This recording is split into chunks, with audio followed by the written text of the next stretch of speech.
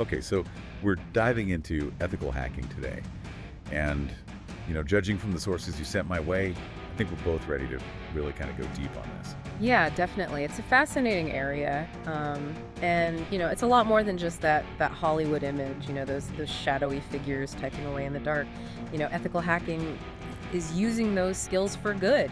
Finding the weak spots before the bad guys do. Right, it's using those skills to make things more secure. Exactly. And what makes this field, I think, so captivating is that blend of obviously the technical brilliance is there, but then you have this whole other layer, the ethical considerations, right? So you're talking law, you're talking technology, morality, all kind of coming together. It's really interesting, and I think to understand that, we should probably start with a figure who really embodies that complexity, right? And that's Kevin Mitnick. Yes, Kevin Mitnick, absolutely. His name is almost legendary in the cybersecurity world. I feel like everyone kind of knows the name, even if they don't know exactly Yeah. what he did. But he started as like one of the most wanted hackers right before switching sides. That's exactly right. And what made Mitnick so interesting, beyond just his technical skill, which he definitely had, was his mastery of social engineering, right? So think about it, back in the 80s and the 90s, he was infiltrating like these huge companies.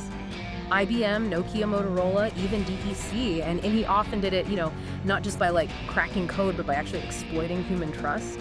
That's pretty credible. It paints a picture of how different the cybersecurity landscape was back then. Yeah. So much has changed since the 80s and 90s. Oh, absolutely. But he did eventually get caught though, right? He did, yeah. The FBI was after him for years, and he did end up serving 5 years in prison. Wow. And this is what's so interesting about his story. After his release, Minnick totally reinvented himself. He became a security consultant, an author, a speaker. He really used, that insider knowledge that he had to help companies actually strengthen their defenses. So he almost went from being the villain to the hero in a way. Yeah, it's a really interesting turnaround. It really makes you think about the nature of hacking itself, right? Like,